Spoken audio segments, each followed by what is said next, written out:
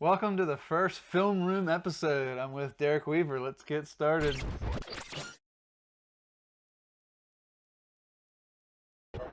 I'm here with Derek Weaver today. Derek actually has a YouTube channel called Whitetail Tales, where he puts all his hunting stuff on. So today we're going to be jumping through some of his buck encounters that he had this year and diagnosing them and seeing what he could have did better, or getting his perspective on what he would have did different in some scenarios. So let's jump into it. Alrighty. So first scenario you can see here.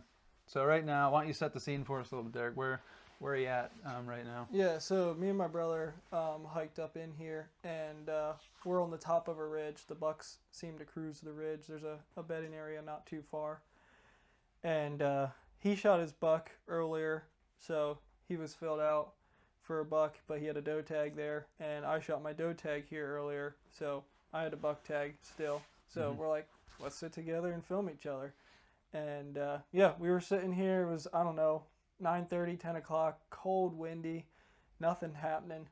This was the only deer we saw all day. But yeah, so it pops up over the ridge here, and Dallas starts saying, there's a deer, and I'm like, okay, probably a doe. So I grab my camera, getting ready to turn it on. He's like, big buck, big buck. So I'm like, all right, well, that's me. So I grab my bow, and we're in our saddles, and he's facing this way and I'm facing this way. It's like a double tree, which this other one beside us is too small, but it gives us more cover. And the buck's coming this way, kind of coming right towards me, kind of right at us, and I'm left-handed, so that was my weak side. I grab my bow, swing it around on this side of my tethered, expecting the buck to maybe come here on this side, because if he would have and I would have been over here, then I would have been stuck. And he decides to keep going down through here in front of us, which you'll be able to see here soon. So okay, let's start running this footage, and we can stop it here whenever you want to say something. Just let me know, and then we'll just we'll stop it and we can talk about it. So let's see, where's this? He's gonna put, there, top left side. Top left side of your screen. Yep, got him.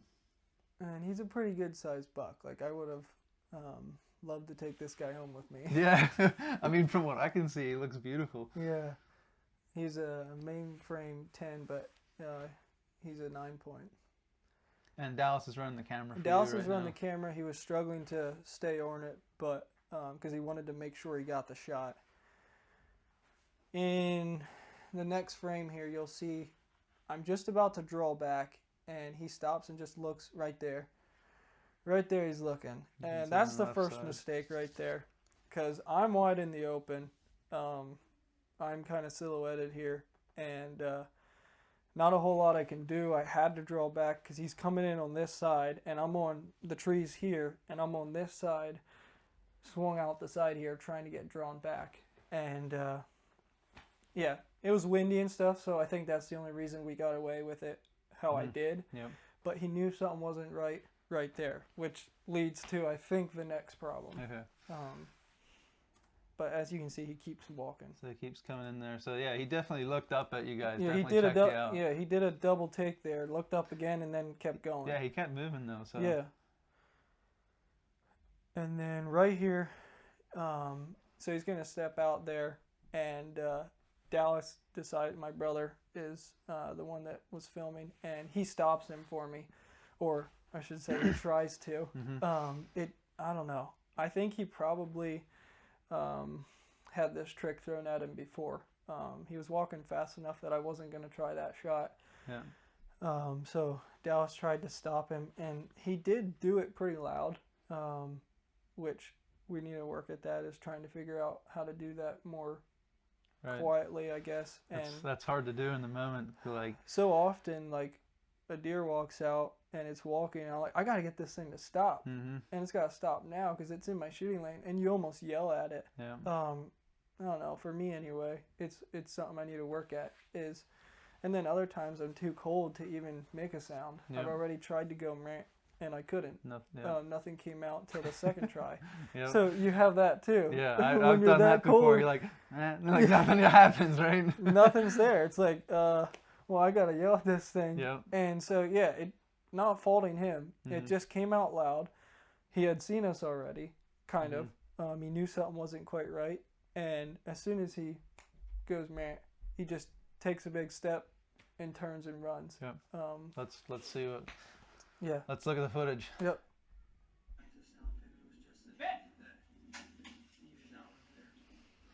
Yeah. So you can see, yeah, as soon as that met comes out, he just is pretty much gone. yep. All he needed to do was take a second or two there to look, but he had already looked at us earlier and probably saw something he didn't like, but not enough to spook him. Yeah. And then when he heard that sound, he was out of there. That was So, and yeah, as you hear, you can see I did shoot.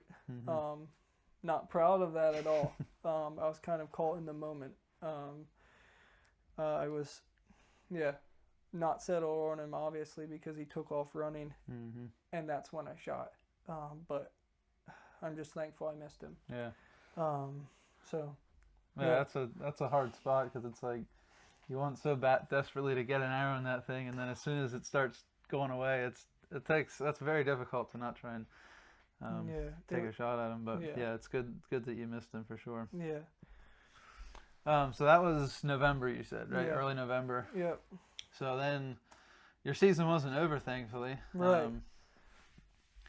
So I believe next year we hop to what date was this? Do you know? Last day of regular archery season for Pennsylvania, which was the 18th, I believe, Friday. Yeah, I think you're Friday right. morning. Yep. The 18th here. I was in this spot the evening before, saw a couple does, fierce windy, but I had a decoy in with me then. It's actually a 3D target. Okay. But it's pretty realistic. Mm-hmm. Big Shot is who makes those. So Gotcha. Shout out for Big Shot. That's the only reason I got this buck. But I set it back up in the morning, and I heard grunting behind me before it got light, which is across the field where he came from.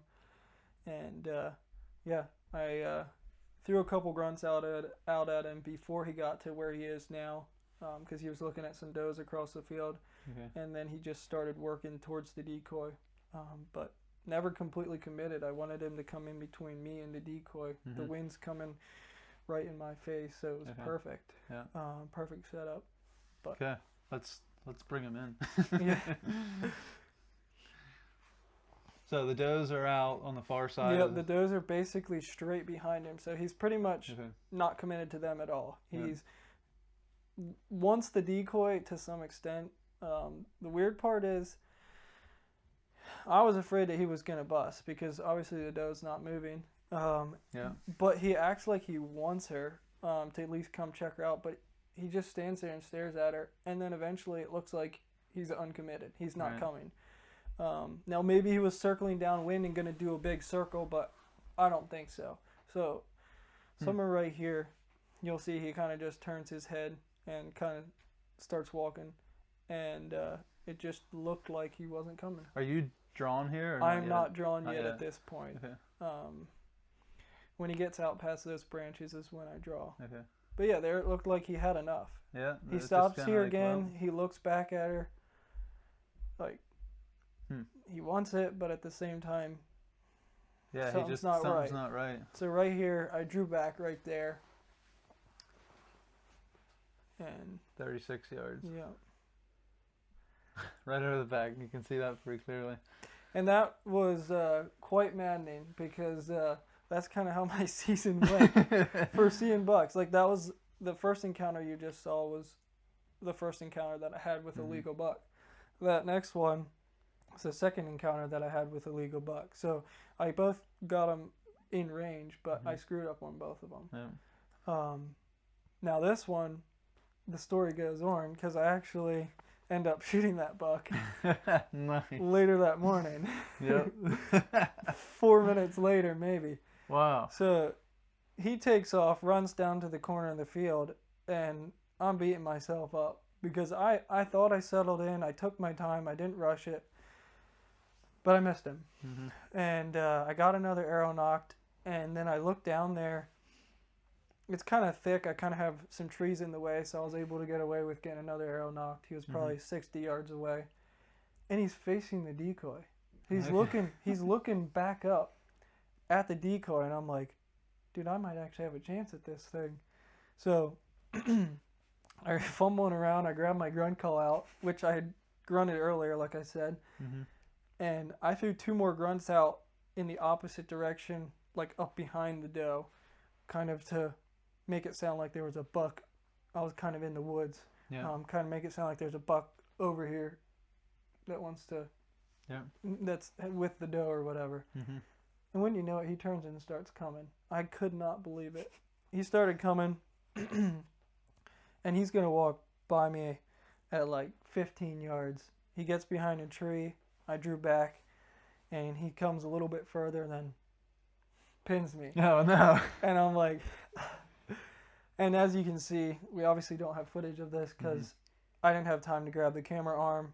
I was focused on getting this deer killed. If it was going to give me another shot, the camera wasn't going to mess that up. Yeah. So the thing stops, it pins me. I'm already at full draw. It's quartering towards. I don't love those shots, but it was close enough that I knew he wasn't going to have time to react. I buried that thing right in front of his shoulder and just hit him perfect, I guess. He went 35, 40 yards, and I heard him crash. Nice. Awesome. So, yeah. God wanted me to get that buck. Yeah, he came back to you. That's the only reason. Like, yeah, he wanted me to take that thing home with me, and I was sure and thankful that he sent him back. Yeah, that's awesome. But it goes to show, I guess, that decoy saved me. If I wouldn't have had that decoy, first off, I might have not got him in range. Second off, I wouldn't have got a second shot. Right. So. Do you hunt with decoys a lot or not really? That was actually the first time this season. Okay. And it may be something that I do more of in the future. I would think. Why I not, actually right? grabbed that thing from the 3D archery range that we have at work. And my boss said, hey, take it, go try it. So I was like, all right. and it worked. So I had tried it once before and didn't have great success with it. Okay. It kind of depends your setup and what kind of mood the buck's in. Yeah, that's right. Depends what mood the buck's in. That's how I think a lot of that stuff goes. Yeah. If they're a dominant buck or not, then it's going to really make a difference. And depending where you're at, what state you're in, you would have a buck out there instead of a doe. Right. But the does, I think, are best for the type of hunting that I was doing. Yeah. And the other problem with a decoy, a doe decoy, or a decoy, is the does don't like them. A smart mama doe will blow and blow. We've had it happen, and it's just like, it ruins your hunt. Yeah, that's so annoying. It's kind of a chance you take. Right. If you're doe hunting, it's probably not a great idea then. It's not a great idea. Yeah. But it can also ruin your hunt, even if you are buck hunting and a doe comes through first. Really. But yeah, so that's kind of how it went down.